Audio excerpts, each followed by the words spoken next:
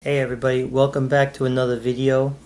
So I wanted to go over a couple more things with you. The last video I went over the build plate, had to correctly adjust that. Now the next main thing with this is, and like I was saying in the other video, is the slicing program.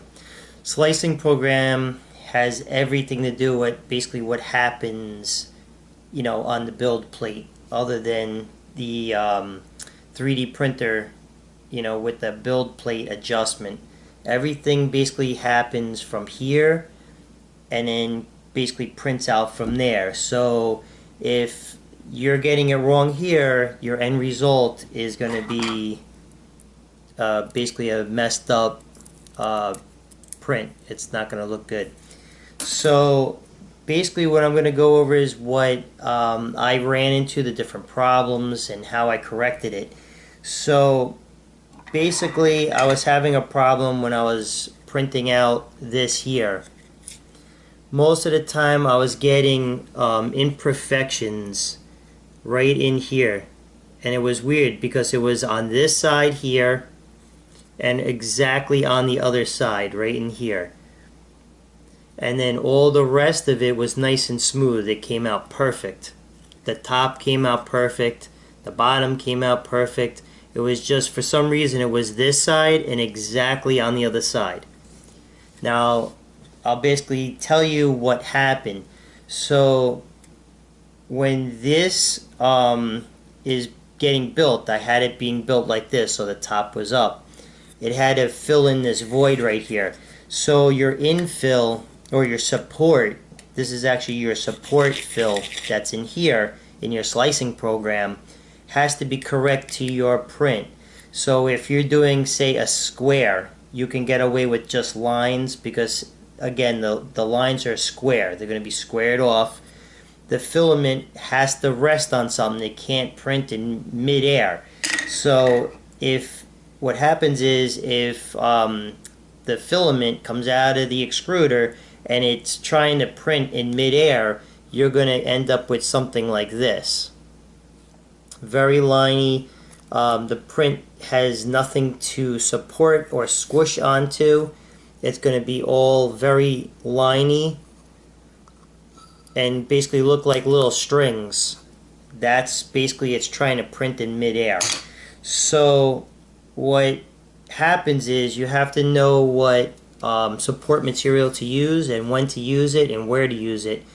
Self-generating is good, but sometimes you have to add extra depending on your build. So this grid right here, this is basically what I ended up doing, because again, this is a circle. So with just the lines, I was getting basically like this. As you could see, I was getting just the lines. So as it came to the end, it was straight. It wasn't catching. It was basically cutting off part of this circle. So that part of the circle was, it was trying to print in midair and it wasn't doing it. So that section, either side of this circle, wasn't printing correctly. So I ended up having to go with a grid for the infill, or the actual support material. So the next thing is, what happens if you print out something and it ends up looking like this. This was flat down on the build plate, and this is supposed to be a nice smooth surface, and it ends up looking like all support material. Easy. What happens is, when you're in your CAD program and you're sitting there and you're moving your model around in CAD to try to get, all sides and looking at it, when you go to your orientation, you'll see that there's a line up on top, line on the bottom. You can then degree this. You can move it. So if the build plate's sitting here, you could actually rotate this like this, depending on the build plate. So you could kind of see it a little easier. What I found out is, when you're doing this and you're moving it, you better make sure that this is sitting down perfect onto the build plate. It's not up, like 0.1 degree off or 1 degree off or 2 degrees off, because what happens is now, like I said before, the slicer program's doing what you're telling it to do. The printer's basically finding out what the slicing software is telling it to do. So you tell the software what to do, then it tells the printer what to do. So if you have this 1 degree off, the slicing program's thinking, okay, well, that's what the person wants. It wants it 1 degree off. So you're going to end up with basically support material on that section of the build. So this side over here will be touching the build plate, the other side won't. And it's not the program's fault, it's your fault, because you're telling it what to do, and it's just going to respond to that. So make sure that all your prints, if it's going to be printed like this, make sure it's perfectly down on the build plate in the program. The other thing too is when you're you're going into the slicing program, just remember, depending on the orientation of your model on the build plate dictates where this support material is going to be. So if you have something round like this, you certainly don't want to sit it like this, because now, or I should do this because the material's popped out. So now what's going to happen is this is going to sit down like this. It's not going to have a good adhesion to the build plate because you have this little spot. It's going to have to build out support all the way to the whole width of this circle, and then once it finishes building this here, which is correct for your actual model, then it's going to have to start the actual support all the way up through this entire plate inside here to support all this upper material. And you're going to have a lot of work to get it off. It's going to look like crap. So make sure that depending on what you are working with, you orientate this to the build plate. Now, the reason why I had this building like this is because I have little tiny high spots up on top here. If you have little high spots, when you put it down like this and you try to build it, because you don't want any support material in here, it's going to make little tiny support material before it reaches the top of this, because this line here is actually hitting the build plate. And that's what happened with this. This was supposed to be nice and flush. What I found out is when I put one extra piece in here, it wasn't perfectly level with the entire rest of this square. Basically, the slicing program saw it. It made up the difference by putting all this support material in, and basically this became garbage. So what you have to do again is when you're checking something in your program, make sure that it's down on the build plate. So if you have something like this, and this is a little tiny raised up, maybe 0.90 millimeter section, this is not going to be built sitting like this. You're not going to be able to do it because it's going to have all support material everywhere. And I have recessed letters in here too, so it's going to have support material inside these recessed letters also. So this would be a nightmare to clean up. So you'd have to, with something like this, you're just going to have to sit it down like this so that this is facing up, and you're going to eventually pop all this out, basically like what I did with this. Support material is down here, and this was the face that went up. This is what you're going to see. This is what you're going to see. You're not going to see inside here anyway. So now as far as measurements and all that goes, you're going to have to get yourself, I prefer, or I recommend, a digital micrometer. This one here cost about $67. It does millimeters. It also does inches.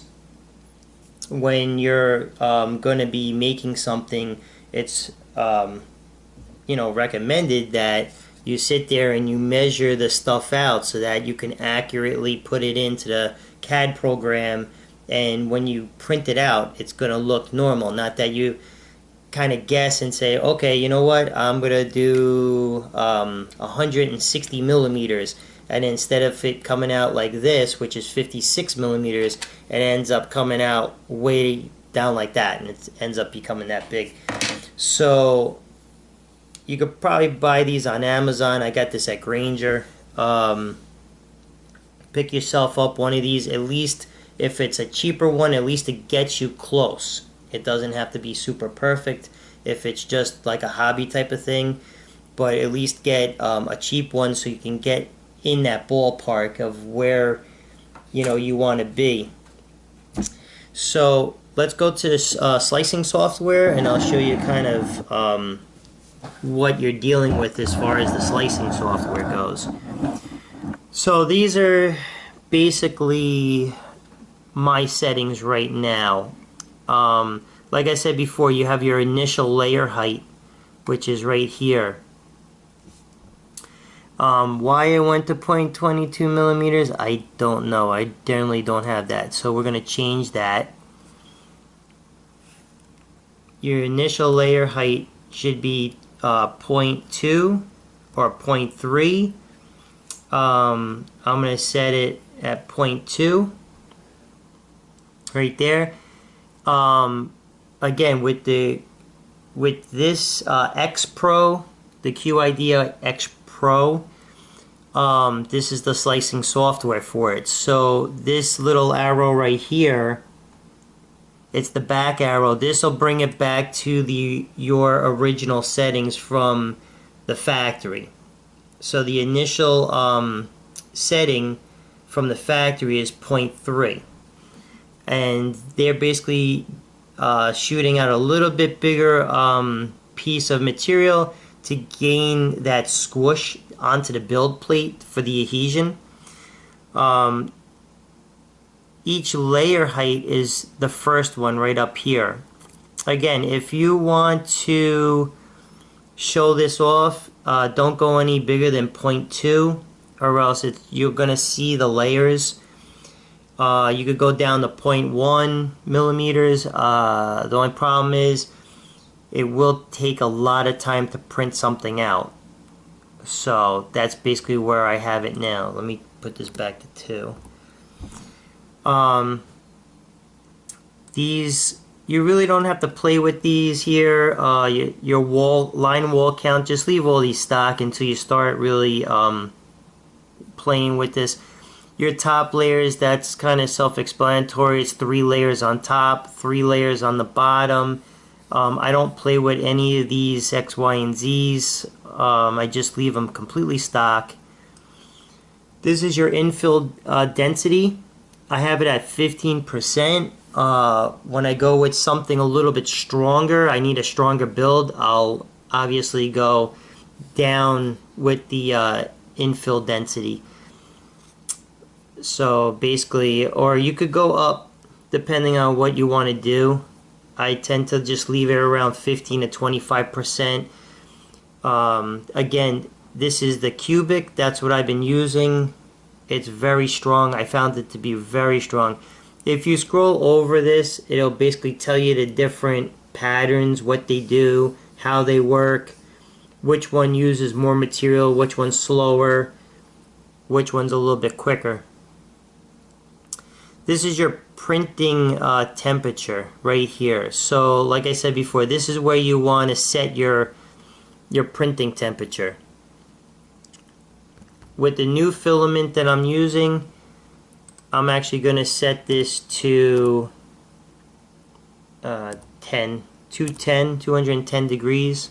This way I could get it a little bit higher than their recommended lowest setting.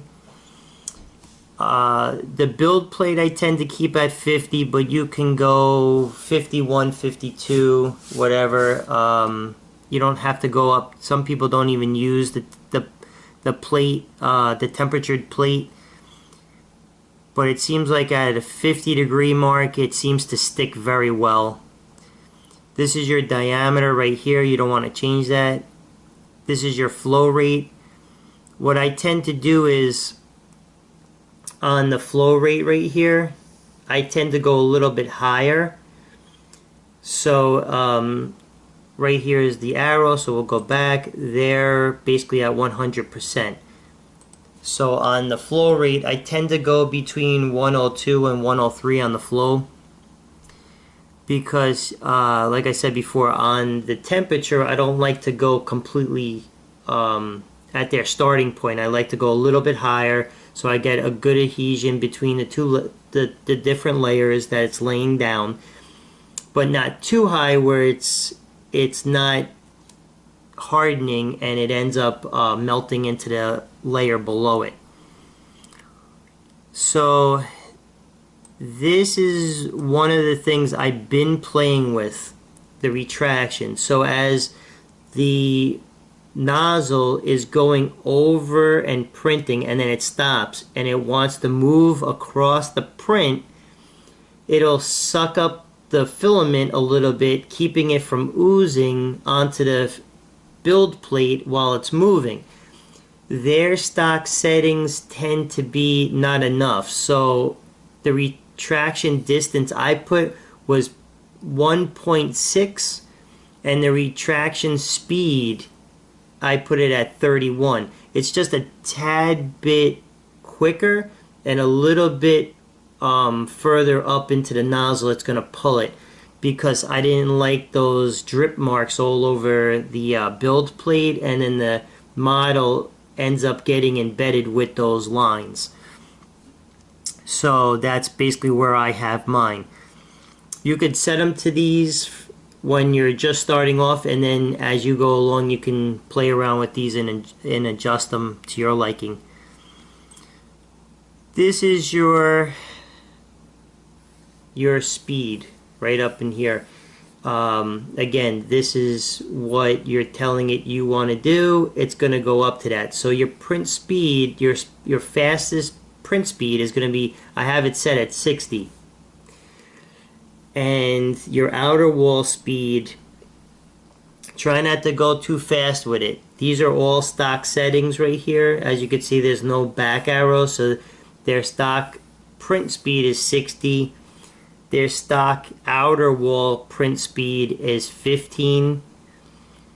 And then their inner wall is 30. I left these alone. They're working fine for me. I have no problems with them. So your travel speed, I have mine at 75%, 70 millimeters a second, sorry. It's a little bit higher than their stock speed. And then as far as the initial layer speeds, I have them dropped. So I have 15 millimeters a second, and the initial layer travel speed, that's from one spot to another when it's not actually printing, it's traveling. I have at 50 millimeters a second, so that it quickly gets over there and it doesn't drop the ooze out of the nozzle all over the build plate while it's traveling. That's basically what I'm trying to accomplish by having it go so fast from one spot to the next. Now, as far as the cooling, keep everything, check mark this, the different coolings. You're going to want to keep this, as it's going, cooling, and you can, enable the print cooling time, so when it stops, it kind of cools down. It just doesn't shut off. This is where it gets a little interesting, because like I said in my last video, this is a dual extruder. So up here, blue is the right extruder. That's the one I'm using. Yellow is the left extruder. So when you come all the way down here in the slicing program, you're going to see support extruder. Depending on which one you're going to use, if you're going to leave both extruders in, fine. But if you're going to use both extruders, you're going to have them both filled with filament. If you're only going to use the left one, you're going to have to change it over. If you're only going to use the right one, you're going to have to change this over. So I only use the right one. So you go in here This is the support extruder, and you're going to pick it. So I chose the right one, and that's the right extruder. If you have the dual filament attached and you're running 2 filaments, you can choose left. Now what's going to happen is you're going to print with the right, and then once it starts coming in for the support, it's going to change over and it's going to start extruding from the left.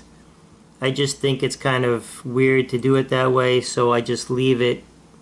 Everything's printing from the right. Again, I use the grid because that seems like the most support. That's the most even support. So no matter what you're building, whether it's a circle, square, rectangle, triangle, this grid is going to be able to support the next layers on top of that without a problem. Now down here, build plate adhesion, same thing. You're going to want to basically pick which extruder is going to do it. And I'm only running the right, so that's why I have the right one. This build plate adhesion, the skirt does absolutely nothing. The only thing it does do is it gives you time. So as the build plate is sitting here, the extruder is going to make a straight pass to get it to prime itself to get it ready. It's going to come back, and then basically the skirt, it does a 1 or 2 passes. It gives you just enough time to see if everything with the filament and the extruder and the build plate is correct. So I generally have it at 2 passes. This way you could see by the second pass, if it's not pulling it off the build plate and everything's looking good, you know that more than likely the print's going to print okay. So that's basically why I have it. The skirt distance really doesn't matter. I just kept it stock, 5 millimeters away from the actual model, and that's about it. So again, this is custom. This is all the custom right up here. This is the custom settings. The recommended is over here. This is for the right extruder, this is for the left extruder, but down here you still have to pick what you want it to do. Down here, even if you do with the recommended, down here. To go with the recommended, I don't think you should do it, because they just have regular settings, and like I said, right now this, if I go up here and I reset this, okay, and I reset this, and I reset this, okay, this is basically what you're left with. You're at 0.2 with your layer height, your printing temperature is 200, your plate is 50, your print speed 60, and then your different sections down here. What's going to happen is if you have a different filament, it's not going to be a high enough temperature. If it's saying the build plate's supposed to be 55 degrees, you're going to be off on that. Your layer height or initial layer height, it's going to be too thin or too thick for you. So, you know, that I don't think you should do is the recommended. You should come over to the custom and literally tell it what you want to do so you get the best quality out of the build for what you want.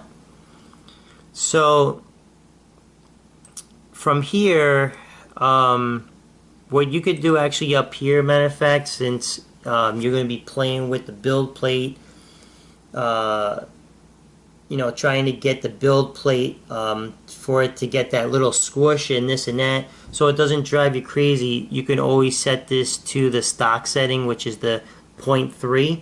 It makes it a little bit thicker so that you can gain that squish until you can kind of adjust that build plate to get it right perfect, so that once you get that 0.3 to stick very well, then you could go to 0.2 and bring the build plate up just a tiny bit so that you get that nice squish on there. What's going to happen with 3 tends to be a little thick, so you're going to see the actual lines when you pull that model off. You'll see those lines on your model. The rest you should be fine. And then, like I said, you can, with the infill pattern, depending on your strength you need, you can mess around with that. They have so many of them. These are all of the different ones. There's a lot of them. So anyway, so that brings us to this point here. So like I said before, one of the main things as you move this around, you're going to look at the bottom here. And if you see right in this section, it's nice and green. The green is even right across this pin, the bottom of the pin. Because don't forget, I do have 2 sections that come out.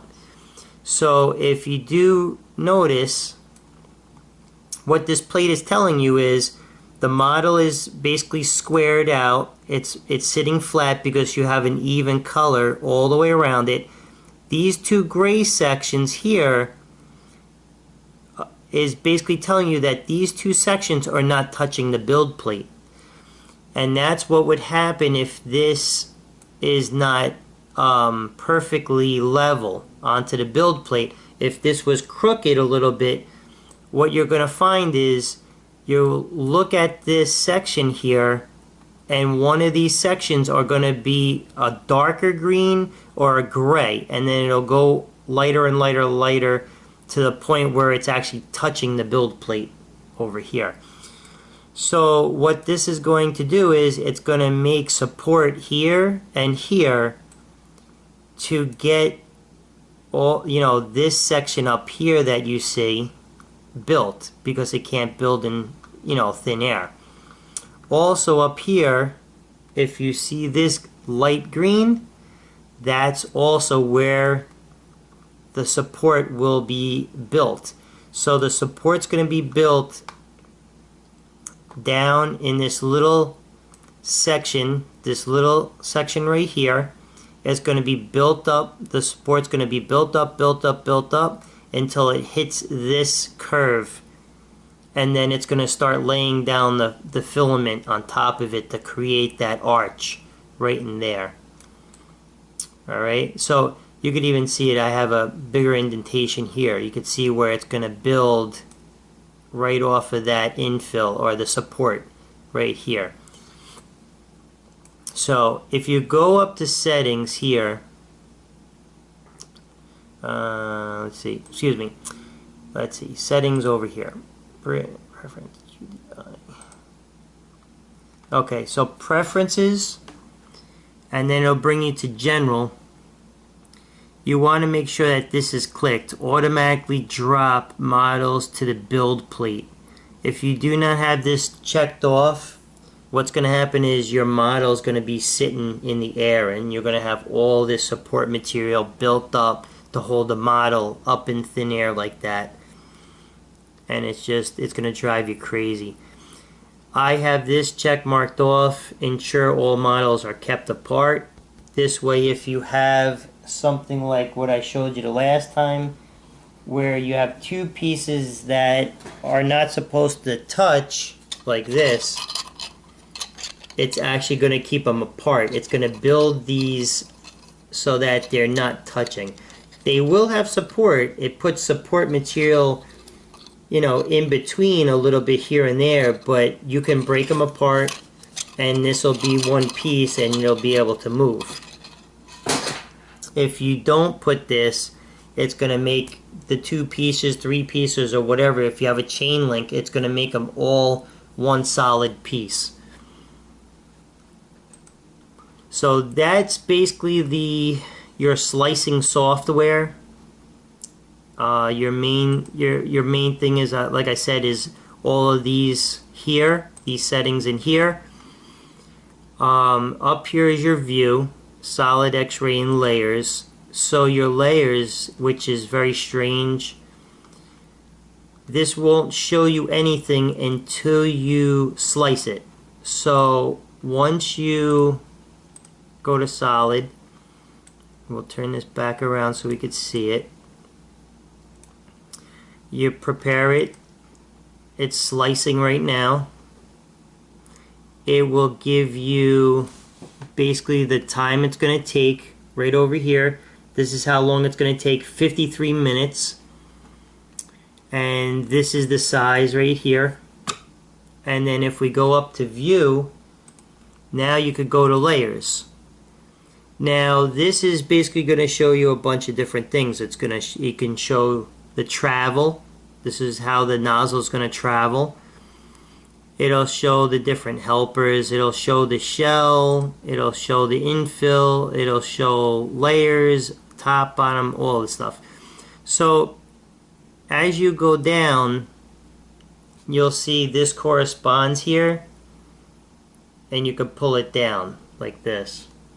And if you go like this, you could actually see how the nozzle is going to put the filament down like that.